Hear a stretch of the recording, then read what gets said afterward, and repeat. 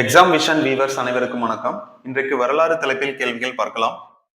தமிழகத்தை வென்ற விஜயநகர தளபதி யார்? குமார கம்பனார். குமார விடை குமார கம்பனார். குமார கம்பனார். தளபதி தளபதி அப்படின்னா என்னென்ன தெரியணும்? வீர வீர விளையாட்டுக்கள் எல்லாமே தெரியணும்.